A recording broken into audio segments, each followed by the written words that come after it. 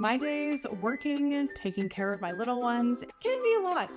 I checked out care.com and it was so easy for me to find local, experienced, and background check sitters. Finding our babysitter was way more affordable than I thought. Care.com makes it super easy.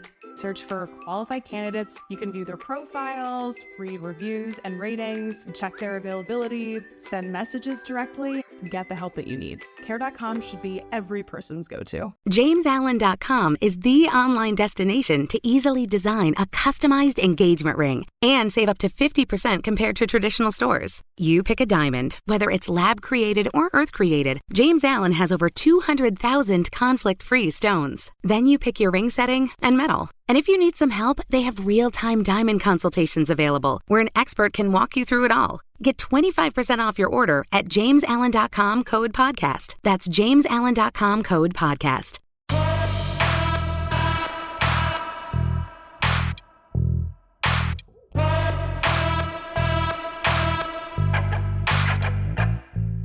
Welcome to the Powercat Podcast, GoPowercat.com's Kansas State Athletics Show.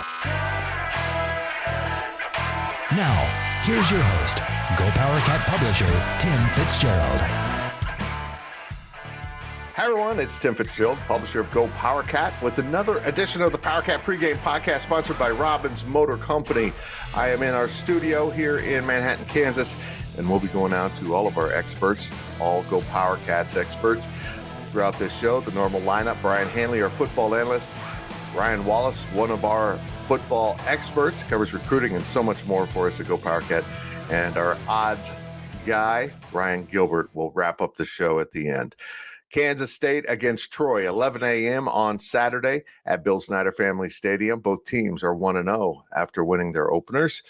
The game will be televised on FS1. If you're not able to attend, a sellout crowd is expected in Manhattan for that game, as K-State tries to build off of its 45-0 opening victory over SEMO. As I mentioned, we are sponsored by Robbins Motor Company. K-State fans, visit the Robbins Chrysler Jeep Ram Fiat location on Anderson Avenue in Manhattan for an exciting test drive. Robbins Motor Company, title sponsor of the Powercat Pregame Podcast. And let's not mess around anymore. Let's bring in the man, Mr. Brien Hanley, former Kansas State offensive lineman, camera adjustment, that played on the 97-98 teams, those incredible teams for Coach Snyder. Now is from our studios in Frisco, Texas. I'm just going to turn it out as one of our studios. I like it. We do it a lot. First of all, Brien, before we start on the game analysis, tell people about the stuff you do on YouTube and social media that they might want to check in on. Yeah, thank you. Well, first off, I mean, I'm Big B Sports Talk. That is where I'm at everywhere. Any place that you get a podcast and on YouTube, just look for Big B Sports Talk. I'm on Twitter, Instagram as well. So check all that good stuff out. I'm doing stuff, obviously, here. Love it. Can't get enough of talking K-State football. KCSN, I do a little stuff on Outside the Trenches with Nick Leckie. Me and him are on a podcast together there as well. So just trying to get out there and enjoy this sports social media market, man. I'm having a lot of fun with it. Man, I tell you what, the emergence of YouTube and other social media as a realm for great sports talk, of all the other things going on in the world with ESPN and, the kind of major stakeholders in the sports discussion realm, I think all these independent YouTubers are really putting a dent in ESPN because, some of their nonsense people get fed up with, and they just go to YouTube and find all of us. It's kind of fun. Well, let's turn our attention to Troy, but kind of look over our shoulder also to what they did with SEMO. Is there any concern here, Brien, when you have a win of that magnitude open up the season, that you might relax, that you might not build upon it, but kind of get stuck in the fact that it appeared to be so easy? I think you can if you have a young, immature team. Right. Kansas State doesn't have a young, immature team. So they understand, what last week was all about. Guys got a lot of work in that needed to get work in against somebody else. You don't get the the practices against other schools or preseason games or scrimmages and stuff like that. So you've basically been beating each other up for the better part of a month, and it's good to go against somebody else. That's what the game is for. Now, obviously you're trying to win. It's a competitive situation, but that's what those type of games are for. And we got out relatively healthy. So that's great. But you're right. Teams can also think, oh, this was so easy. Things are going to be so easy. And all K-State has to do is look to last year.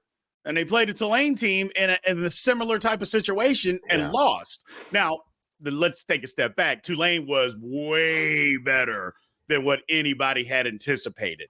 They were a very, very good football team.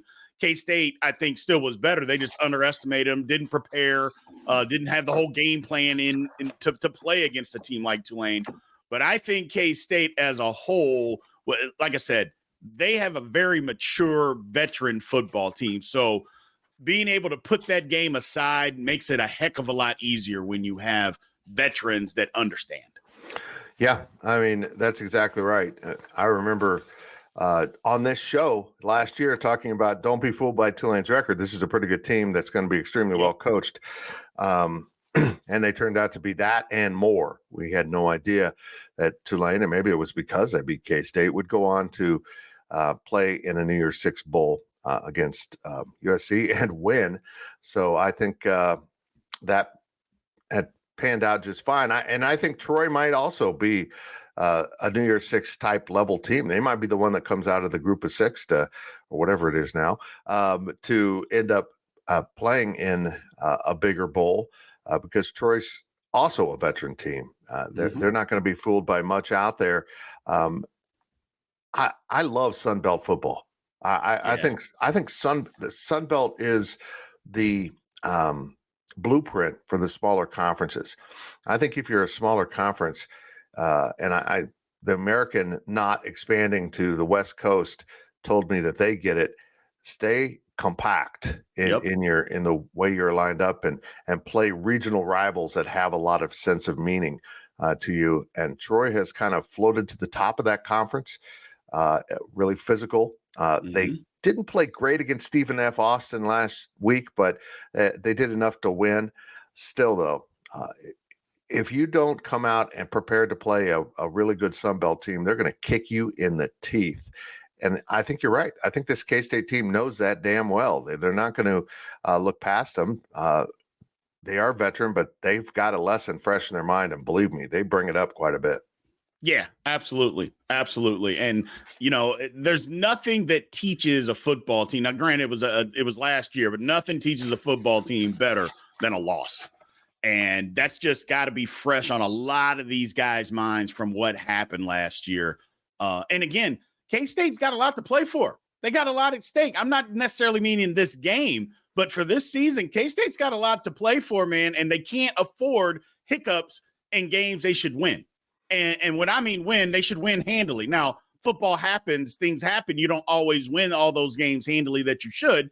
But at the same time, there's a lot on the line for Kansas State this season. Not just, okay, what can we do? Can we get into the playoff? Can we win the Big 12 again? For recruiting down the road. There's a lot on the line here for Kansas State, man. And we just have to understand that and keep playing. So you can't afford hiccups in games like this. And I think the guys understand that. Again, it's a veteran group. They get it. They want to win as many games as possible. So it's good that we have a veteran group going into a game like this because Troy will be a little better than what people think. Yeah, I agree. I was a little surprised when I saw the line. And, of course, I'll get into this with Gills at the end of this podcast. But K-State opening as a 16.5-point favorite. I think Vegas agrees the Cats won't look past Troy after what happened last year. Yep. They do have one elite player, a pass rusher. Let me get the pronunciation right. I'm stressing over this one. I'm stressing. Now I got to find it. Richard Jabonor. I'm a print guy. I saw that, and I didn't even try it, Fitz. Yeah. Just an elite pass rusher playing their bandit position, which I imagine is a stand-up defensive end. I haven't had a chance to watch much of Troy yet, but he's he's disruptive. And with what happened at right tackle in the last game, do you expect to see anything else than Cooper Beebe starting at right tackle? No. Yeah. If Duffy can't go, I expect that Cooper Beebe will be at right tackle. And maybe that's just the way that we have to go for a while until if he comes back.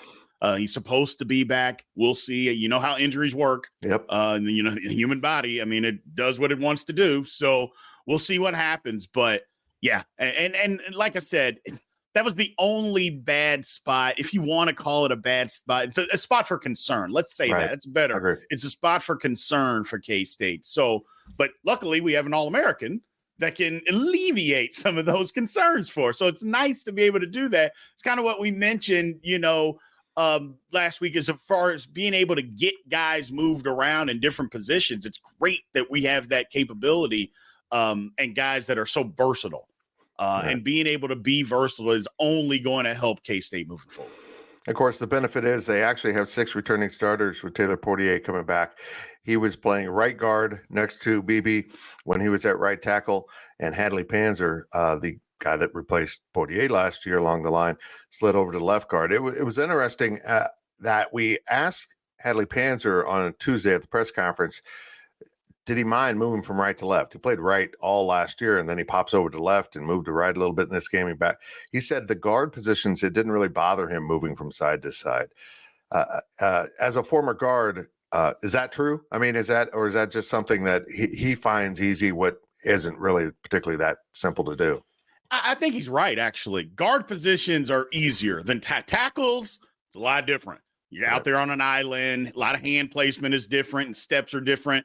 While the guard position, the steps are a little bit different. Everything's so compact and close to you that it's, you know, there's a guy on your inside shoulder or outside shoulder, and they're right there. And a lot of times it's either a double team or a not. So things, while it's a little backwards, it's not as difficult. Moving from right tackle to left tackle, those are worlds apart. Just absolutely worlds apart. But inside, no. That things happen a lot quicker. Your reaction times are going to be the same, so it's not as difficult. Not at all. He's right.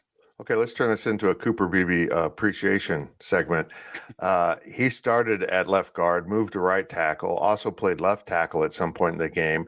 I don't think he played right guard or center, but how difficult is that, and what's that say about this young man that he can move out and play, from guard to tackle with everything he has to do being mirrored, and then move to the other tackle again? I'm blown away. I mean, I think how dominant all of us are, either right or left, to all of a sudden just flip the switch and go to the other side. It's got to be just very challenging, but says a lot about Beebe. Well, here's the thing. Everybody would talk about the physical changes and all of those things, and those are difficult.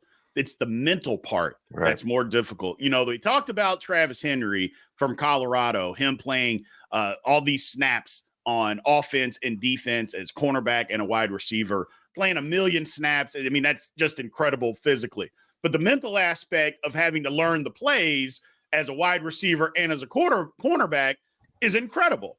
Well, think of having to do that as an offensive lineman. Left tackle, left guard, right tackle. You are not doing the same thing even on the same plays. That's the aspect of it. Yes, the physical part is difficult. I'm not trying to diminish that, but the mental part is way more difficult for guys of, okay, I was at left tackle, now I'm at right tackle, and we're calling the same play. Well, I got to do something totally different. So incredible. It's just crazy. It is crazy. And he said he struggled a few snaps when he moved out to right tackle, but I was watching him, and maybe it was going through his mind. I got to remember what to do, but his body was doing everything just exactly how he needed to. It was incredibly impressive. Okay, let's switch topics to this as Kansas State enters game 2. Possibly another game where they get away from the opponent. I don't expect anything close to what happened last week with SEMO. Again, this is a really good Troy team that could make this really competitive, could beat K-State. They really could.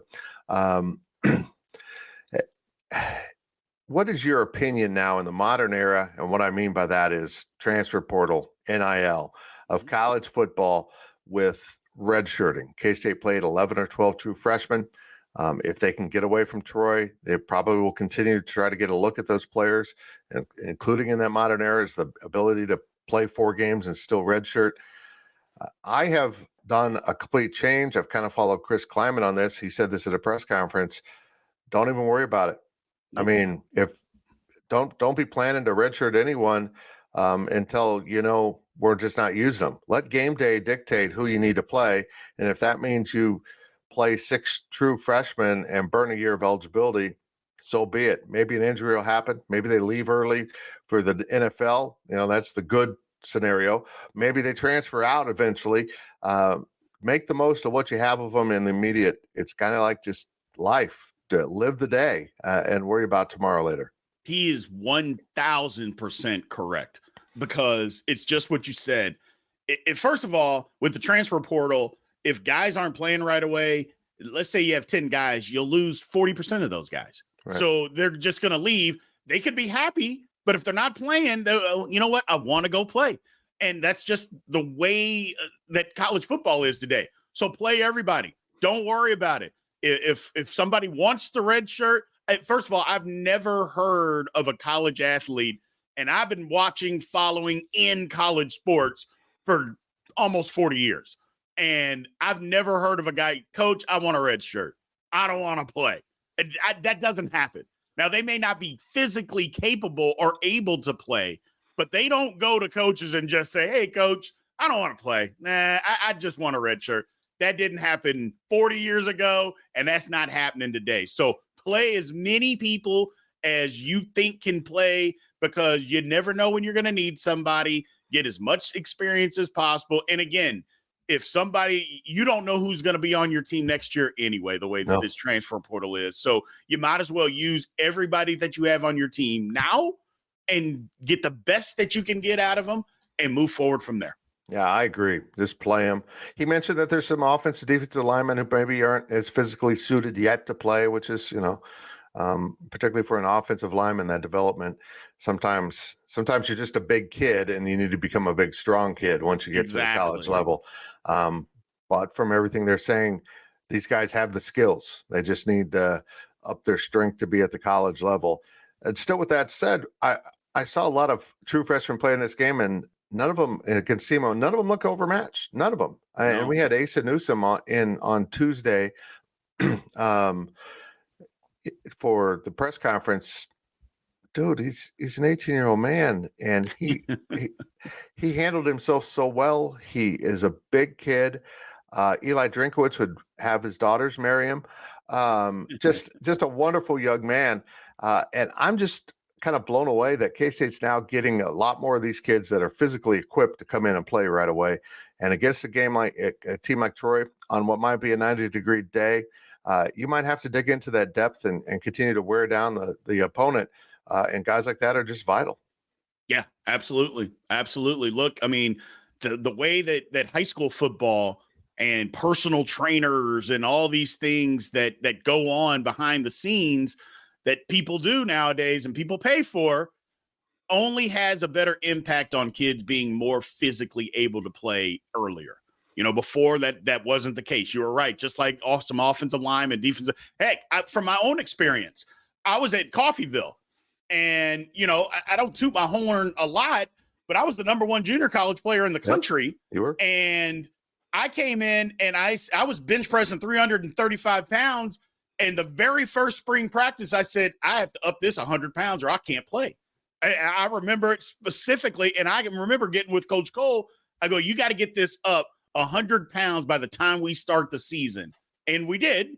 And kids know. They know. And so because they know, they want to do all these things at a younger age to be able to come in and play. And, for freshmen, it's an incredible opportunity. So many more guys show up early now in the summertime, and they want to be here. A lot of guys that come in January. And to me, as a high school senior, I wouldn't even dream of giving up my senior year, second semester, where I'm basically doing nothing, and I have prom to look forward to. The guys don't do it these days. They don't do it, and, more power to them, man. That shows the dedication these young guys have to their sport.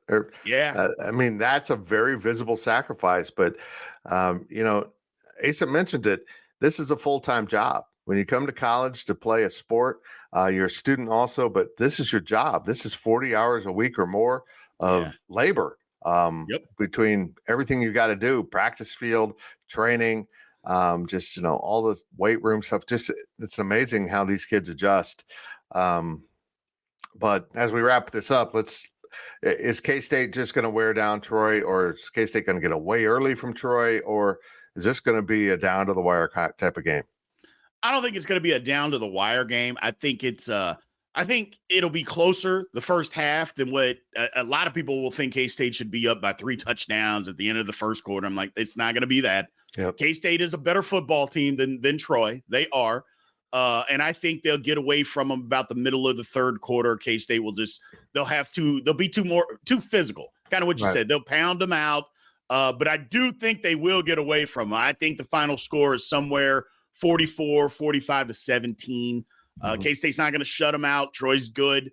But K-State's just better. They're a better football team. And of course, folks, keep eyes on special teams, because quite often that's where a Power 5 school can get a big advantage, just because of depth and the number of snap loads that the other opponents take. Sometimes they are under-equipped on those special team units, and we'll see if K-State can get a big return in this game. Brien, appreciate it very much. Of course, you're on the Insiders every Monday with us. We do it live at 1:30 p.m. Central Time. 1 week down, we survived without anyone cussing. It's a lot of fun. Brien, I appreciate it very much. As we head into break, remember, we're sponsored by Robbins Motor Company, and we will dig in to the Troy Trojans much more right after this break when we bring in Mr. Ryan Wallace. GoPowercat.com's Powercat Podcast continues after this short break. Is your January looking dry? Get some lotion. Get a humidifier. And better yet, get Drizzly, the go-to app for drink delivery. With Drizzly, you can compare prices across local stores to get the best price on a huge selection of drinks perfect for dry January. Every single time. Non-alcoholic wines? Have a look. Ready-made mocktails? Grab a straw and order them up. Beer without the alcohol? Yep, take your pick. You can find all of them here, in the app, in that phone that's in your hand. Could it be any simpler? Nope, not a chance. So shop for great deals on all your dry January beverages or other drinks and get them delivered to your door or blanket fort, maybe. Download the Drizzly app or go to drizzly.com. That's DRIZLY.com. Must be 21 plus, not available in all locations. And don't forget to lotion up your elbows. They're looking a little dry. Welcome back to the Powercat Podcast. Welcome back to the Powercat Pregame Podcast, sponsored by Robbins Motor Company. I always forget my reads, Wally. We've got Ryan Wallace here to give us a further breakdown on the Troy Trojans that come to Bill Snyder Family Stadium on Saturday morning.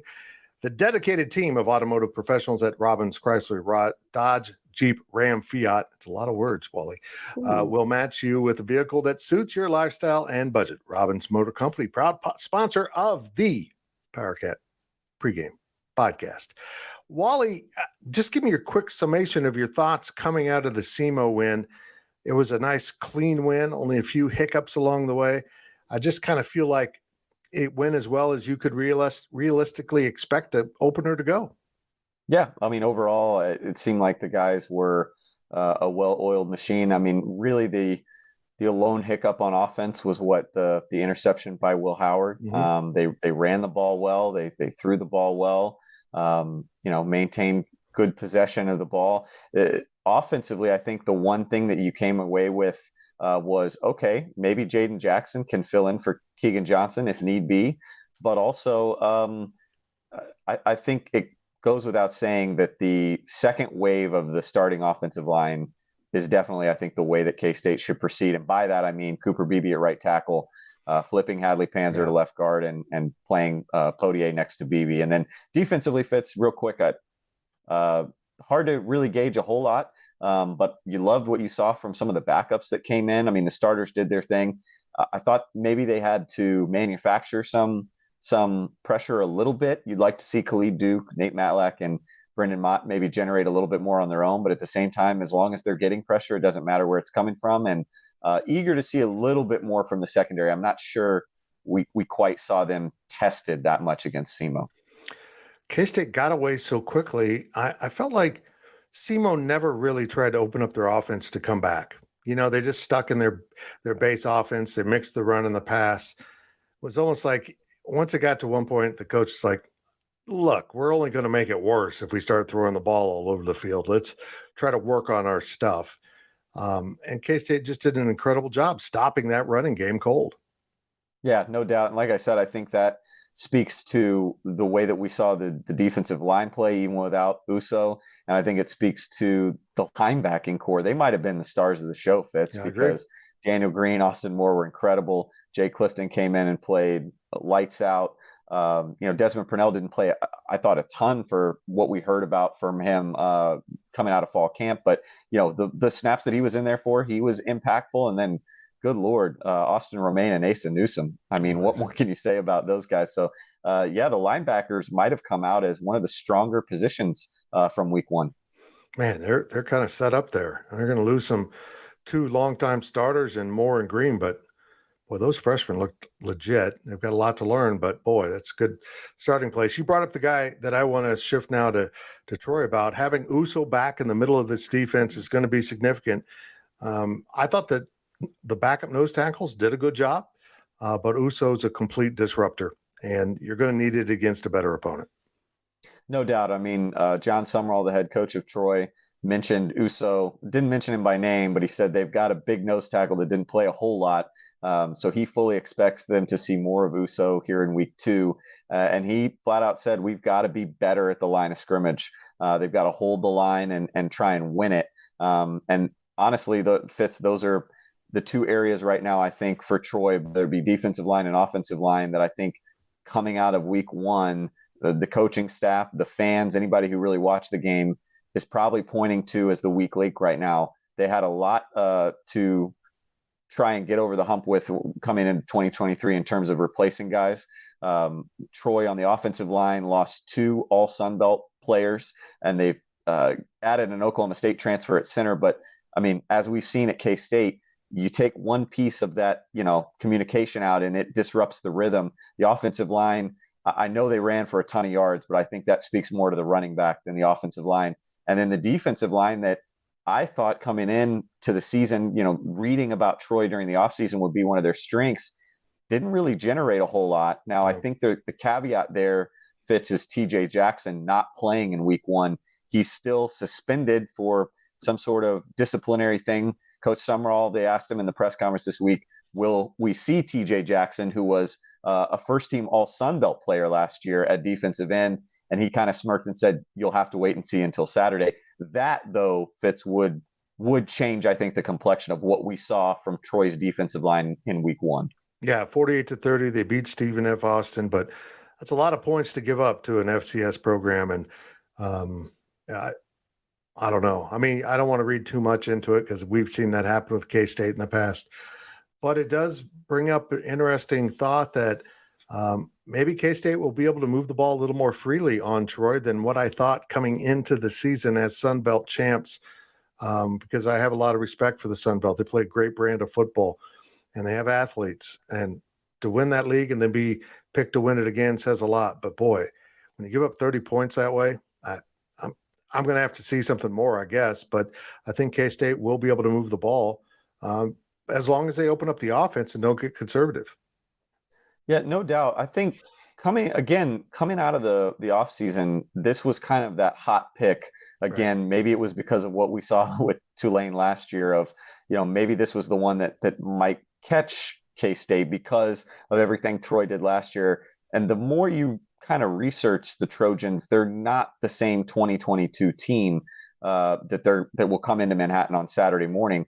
One of the guys, you mentioned it when you talk about Troy's defense, that they lost is Carlton Marshall, who was the Sun Belt Defensive Player of the Year last year. He was a do-everything linebacker. And when I say do everything, Fitz, he passed Luke Kuechly as the number 1 tackler in NCAA history.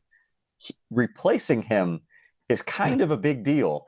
And they didn't look like they had the horses to do it. Again, looking at the Stephen F. Austin game as just 1 week, but I think there are a number of guys too. When you look at I think there was a nose guard that they lost, a do-it-all safety, similar to kind of a Josh Hayes type that they've had to replace. And so I think K-State can really do some nice things on offense. It'll be helpful if Keegan Johnson can play. But, I think this is the type of game that you can really exploit the linebackers. I expect we'll see better output from Troy's defensive line. I really like Troy's secondary. I think they're really athletic, really active, just a ton of ball hawks, right, that aren't going to beat themselves very often. But I think the linebackers, Fitz, if K-State still had Deuce Vaughn for this game, a guy that you could motion out and really kind of get in positive one-on-one matchups, it'd be a nightmare for Troy. Maybe they have that in Trayshawn Ward. Maybe they have that with a guy like Ben Sennett. But I think that is definitely an area that Will Howard and company should exploit. Interesting. Because I'm of the theory that they held back Trayshawn Ward in the opener. They didn't show a whole lot. I mean, he had 7-8 carries and he looked good, but they didn't do anything particularly fancy with him. It was pretty much here, take the ball, run. This one time they let him pass, which was interesting. But other than that, called running plays, it looked pretty chalk. I mean, they just weren't going to show much in that area. I felt like that was an area they held back. Because Troy does have some interesting matchup issues with their defense and how, they can defend Kansas State. And let's start with, they use a 3-man front, but they have a bandit out there who is very good. I'm going to attempt his name now for the second time in this podcast. Richard Jubonner. Jubonner? I don't know, dude. I don't why. He's Nigerian. He, as you mentioned before we started, transferred in from Auburn? Auburn. 6'3", 230, gets after it. They'll put him on whatever end they need to be disruptive from, and he is disruptive. Yeah, and I mean, he's different than, I mentioned TJ Jackson earlier. Solomon is another defensive end that they have. Those guys are built way different than this cat, because you're looking at guys that are more your standard kind of odd man front defensive ends. So they're more 260, 270 kind of guys. But you look at Jubunner, and again, a 4-star recruit coming out of high school, signs with Auburn, ends up transferring to Troy. And if he's, what did they list him at, Fitz? 6'3", 6'4"? 6'3", he plays with about a 6'8" wingspan. I mean, the length is ridiculous. Just a freak athlete. I didn't feel like he was as active in the pass rush in week 1 against an FCS opponent as maybe I expected. But again, when those type of games and only kind of playing some base stuff, who knows if they were kind of holding back the reins on him a little bit, and we'll see him unleashed against K-State. But that's the type of guy who's going to get off the bus and look the part and could very well play the part again, especially if you don't have a guy like Cooper Beebe out at tackle. That's going to be a matchup that you're going to want to watch, because again, whether he's making the pass rush or in run support, his length, he's going to be able to really hold the edge very, very well, I think, for a guy out of the Sun Belt. This is a good offense, but I feel like if you put the game on the quarterback's shoulders, Gunnar Watson, big advantage you. He just doesn't strike me as a guy that he's going to go out and not lose you games. But if you need him to win games, maybe not so good. Do you agree with that? Not only do I agree with it, I was talking actually earlier tonight with a person with direct knowledge of Troy, we'll put it that way, FBS coach that's gone against Troy recently. And I thought that what he told me to describe Gunnar Watson was spot on. In fact, I laughed out loud. He said, yeah, you remember the Baltimore Ravens when they won the Super Bowl? He's Trent Dilfer. Gunnar Watson is the manager that does absolutely nothing spectacular.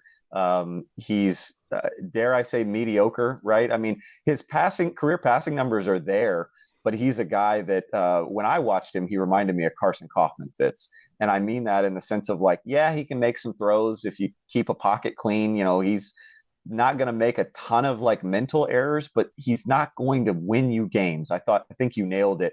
And it's funny, I was listening to the press conference with him this week, and he said that he enjoys road games more than home games. He gets up for them, but the stats don't show it, because 7 of his 10 interceptions last season came away from home. And his average QBR on the road was like 50. And he's also a negative 322-yard career rusher. In other words, he is not going to beat you with his feet. He can barely, keep you honest and move the chains with his feet. So the more I looked at Gunnar Watson, Fitz, since we're talking about him, I don't want to get ahead and offer my prediction, but he seems to me to be the biggest reason I keep coming back to K-State getting out of this game a lot differently and a lot more comfortably than they did against Tulane. Even if Troy's defense comes up to Manhattan and shows out, there's something about Gunnar Watson that just doesn't leave you thinking that's a guy that's going to win you the game. And honestly, the more I gauge the barometer, if you will, of Troy's fan base, they're not even crazy about this quarterback. Nope. So he seems to be the reason I keep coming back to. He's not Pratt from Tulane. He's not Driscoll that we saw come up and take Louisiana Tech to 3 overtimes with K-State, what was that, 2015. Gunnar Watson's just the type of guy that I think if you can keep him clean, he can make every throw, but that's asking a lot against a K-State defense that's going to throw the kitchen sink at him. I think the more you put him under pressure, the more he's going to struggle on Saturday. The reason why I bring this up, and you mentioned Pratt at Tulane, Duggan at TCU, yours last year from Texas against K-State was really good. He's up and down, but that game, he was the good version. And then, of course, you go to that guy from Alabama who turned out to be pretty good. And it takes an elite quarterback, at least where this team is right now, to beat this defense. You got to have a playmaker at quarterback. I mean, I honestly think the quarterback, despite all the other NFL guys on the field for Alabama, Bryce Young was the difference in the Sugar Bowl. He made some throws that were just beyond elite. And I just don't have confidence in another team beating this K-State defense, outscoring the offense with an okay quarterback.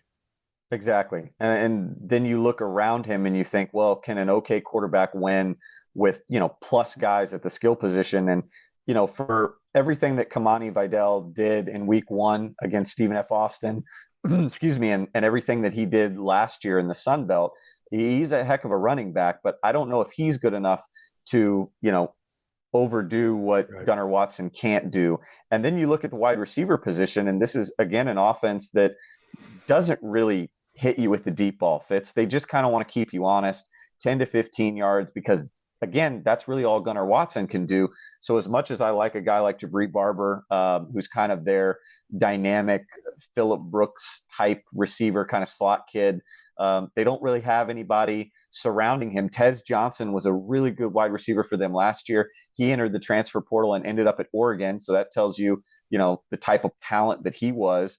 And then you have another player, Deshaun Stoudemire, that's listed as a starter on the depth chart, apparently played in week 1, but had no stats to speak of. And it sounds like his availability might be in question. So that takes another skill guy out from Gunnar Watson. So, yeah, not only do you have Gunnar Watson, but Fitz, you're right. I think the scheme itself just doesn't lend itself to taking down a starting defense that we saw play extremely sound against SEMO. Spread is 16.5. We'll bring in Ryan Gilbert after you. Does K-State cover that? I think they do. I think Troy, you'd have to go back to 2018, the last time they played an 11 a.m. kickoff. So they're already kind of in unfamiliar territory between that and the crowd size that they're going to see. First road game out of the gate. I think John Sumrall in his press conference said that they'll bring 80 to 85 guys on the plane, and he's ventured to guess about half of them have probably never played in an environment like they're going to play on Saturday. So just getting off the plane is going to be different for them. I know that Troy likes to win and lose narrowly. I think their average margin of defeat over the last 2 years is only about 15 points. And then they were 7-1 in one-score games a year ago. But again, this is a different team from a year ago, and this is a different foe that they're facing in K-State. I think again, K-State's offense might be challenged a little bit by this Troy defense, but above all else, even if it's a low-scoring game like Troy wants it to be, I still think K-State might end up winning, say it's 17 or 20 to nothing. I mean, this is an offense that just doesn't strike fear into me. I should probably give them more credit. They'll probably get on the scoreboard, Fitz. But my point is, you're not going to have to score a ton and still cover that spread, because I don't see this Troy offense being able to move the ball with much success. I was a little surprised the spread was that high, but Vegas always knows something. So it made me think they see a bad matchup here. And the really bad news for Troy is they won't be getting off their plane in Manhattan, Kansas. Oh, that's right. The airport is still not open. Oh, that's right. Enjoy that ride from Topeka, guys. Wally, appreciate it very much. We will talk again next week. Well, heck, we talk all the time, but we'll have on the podcast. We'll talk again next week. Much appreciated. Thank you, Fitz. GoPowercat.com's Powercat Podcast continues after this short break. Selling a little or a lot?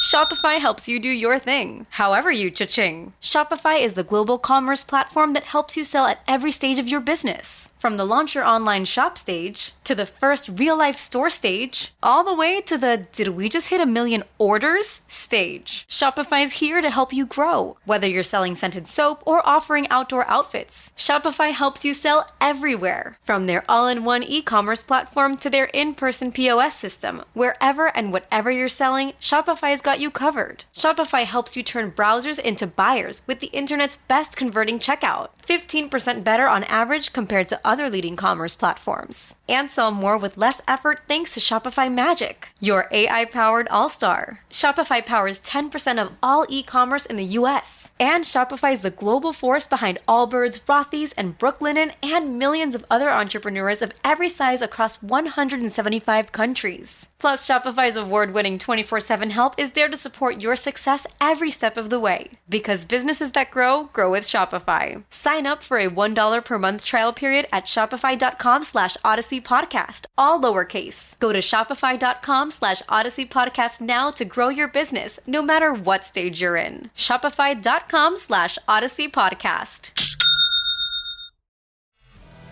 Welcome back to the Powercat Podcast. Welcome back to the Powercat Pregame Podcast, sponsored by Robbins Motor Company. We've got 2 segments down. Now our own Ryan Gilbert awaits with your betting odds and a great schedule of games in the Big 12. The Big 12 didn't mess around in week 2. There's some tasty choices from which to pick if you're into gambling. And Ryan Gilbert is into gambling. But at Robbins Motor Company, they strive to earn lifetime business and build relationships selling quality cars, trucks, vans, and SUVs, and offering top-notch parts and service. Robbins Motor Company, title sponsor of the Powercat Pregame Podcast. Are you there this time, Ryan Gilbert? Yeah. Can you hear me loud and clear? Yeah. We tried to do this once before, folks, and he froze up. And I just thought he was staring at me. Because, how can he not just stare at me once in a while? But he wasn't. He was frozen up. Let's get into the games. Man, I had a tough choice picking like 5 games plus K-State. So I went with 6. So it's 7. 6 plus 1 is 7. And I thought, but hold on, that's the normal. That's how many Big 12 games would be played during conference schedule every week, typically. So let's pick 7 games here. Ryan, this is a great schedule of games. I don't understand the lines, but it's a great schedule of games. Let's start with Utah, minus 7.5 on the road at Baylor. Baylor just lost to Texas State, and Utah thumped Florida in Salt Lake City. Why do I not understand this line? There's an overreaction here. Is it? Yeah, well. Especially with Texas Tech. Or excuse me, with Baylor, sorry. Yeah. But Baylor losing at home to Texas State, my overreaction is bleh. So, am I crazy for just wanting to bet Utah all day, or do they know something I don't know, which is pretty typical? Well, the biggest thing for me here is the over/under.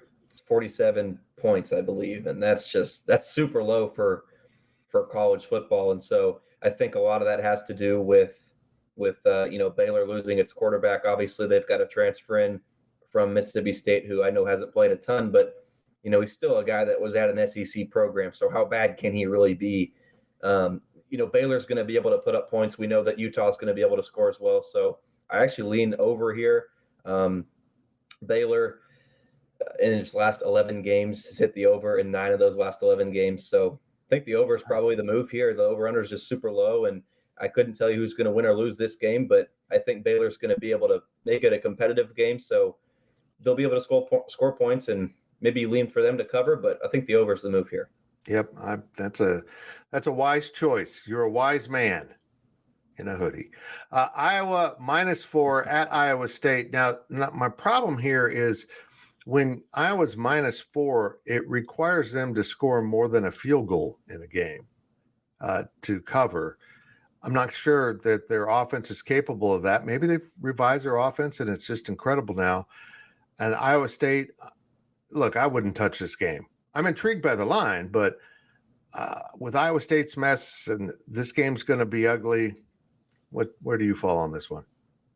It'll be ugly, right? But yeah. Fitz, I just want to say it's been it's been in the hundreds here in Manhattan, and we had a high of like 85 in Manhattan today. So it's hoodie weather for all I care about. Okay, but whatever.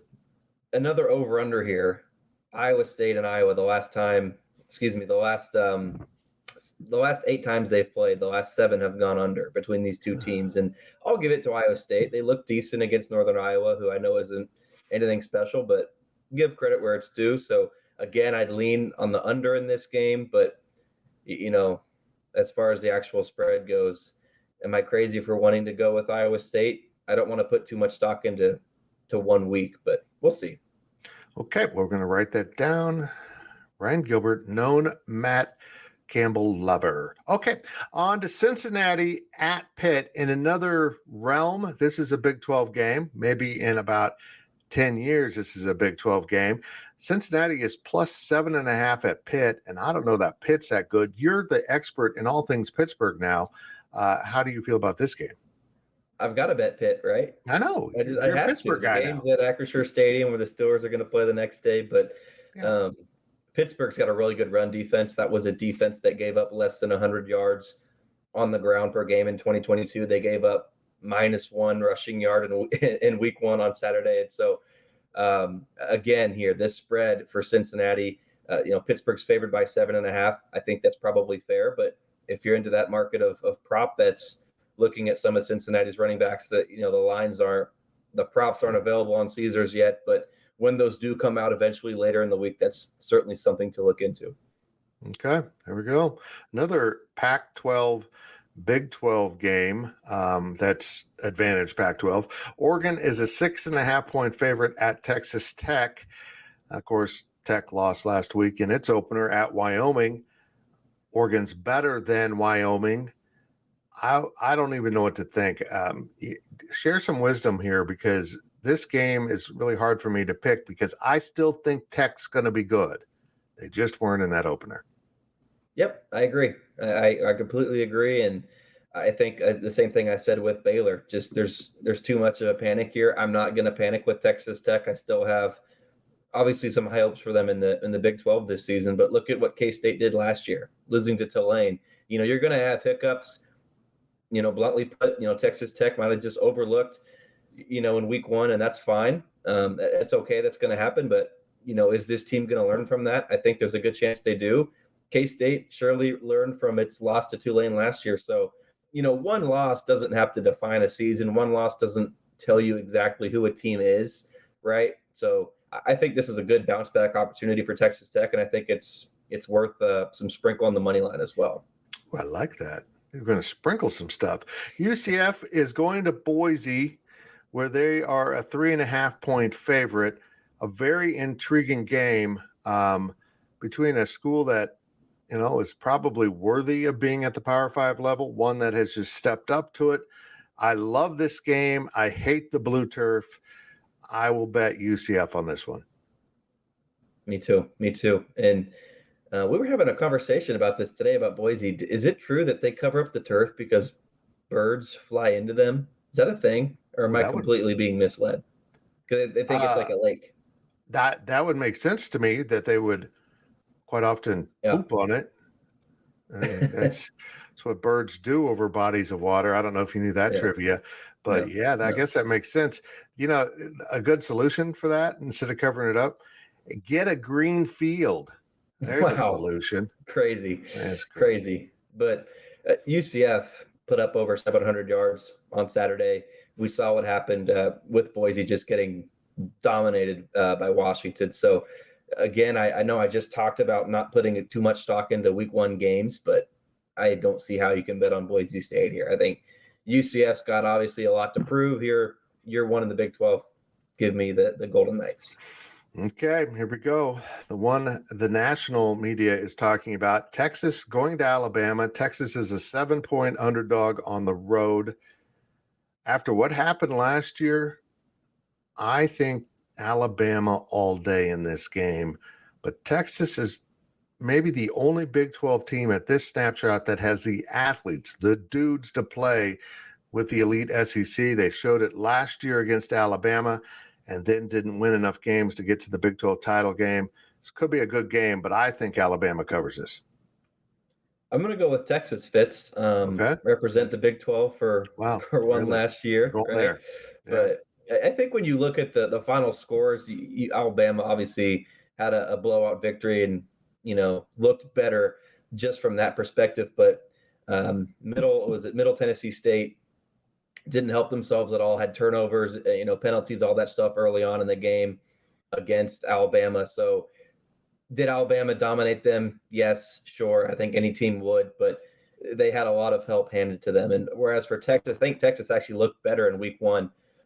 You mentioned how this is just the game of the year. I don't think there's really any angles here for this game just because both teams are going to be giving it their best shot, right? They're both super, athletic and talented, stuff like that. So, I just like Texas, though. I found a stat. Nick Saban is actually – it's only happened 7 times in his career where he's been a home favorite of less than 7 points, and he's 2-5 against the spread in those games. So I think that there's some sort of – you look at the spread.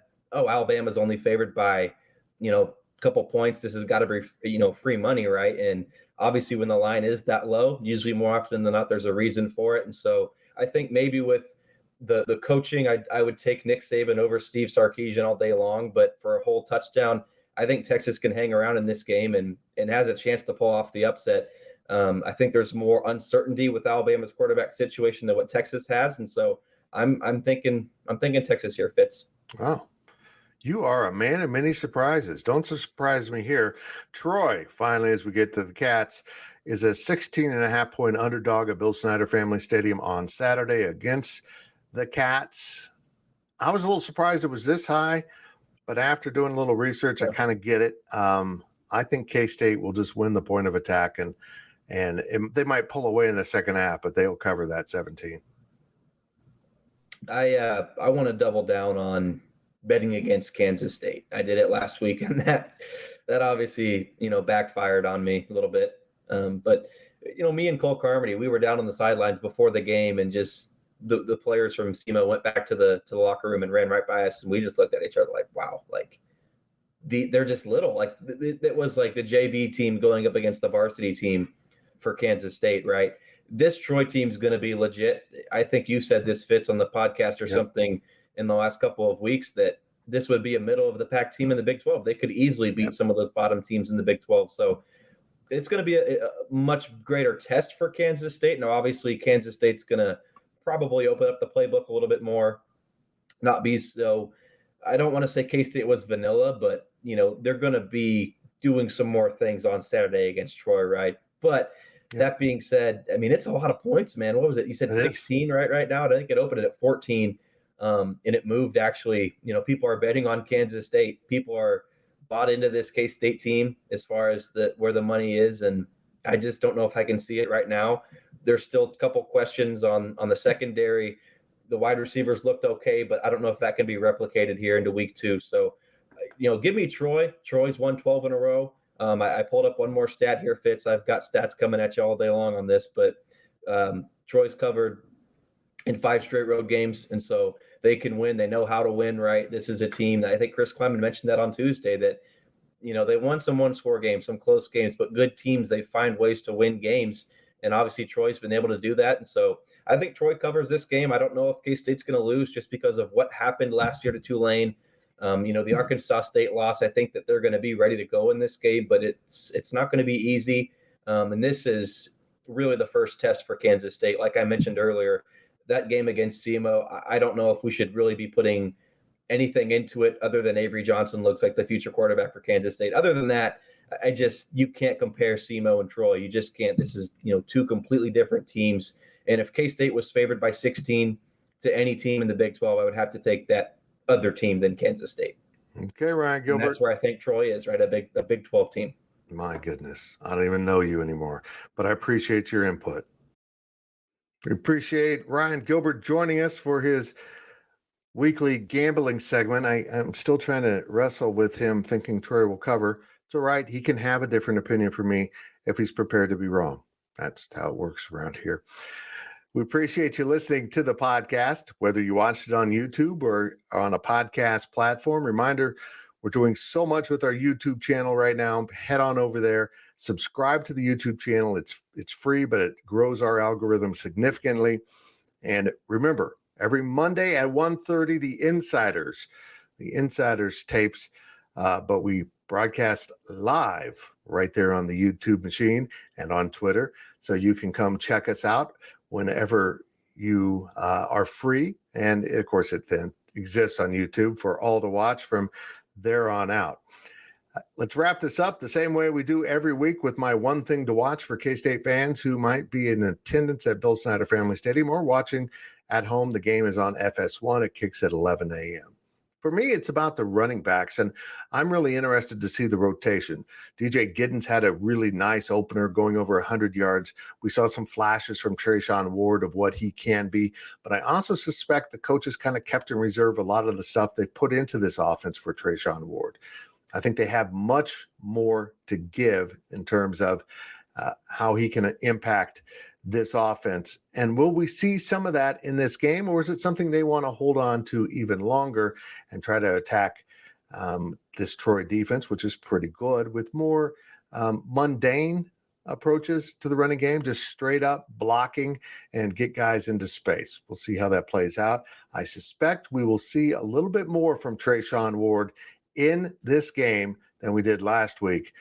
But I stick by this. I've been saying it for a long time. These two will be different than one Deuce Vaughn, but they're going to be pretty darn good. And I think the K-State running game is in great shape with Ward and Giddens.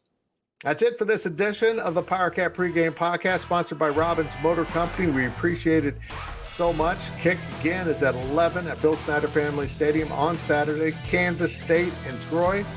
And I will see you at the Bill. Thank you for listening to the Powercat Podcast. Make sure you're subscribing to our show at Apple, Spotify, Amazon, or wherever you get your podcasts. With Blue Link Plus, you can access your Hyundai Tucson Limited remotely. Doors unlocked, temperature set, lost car found. There it is. Get complimentary class-leading Blue Link Plus. Call 562-314-4603 for complete details.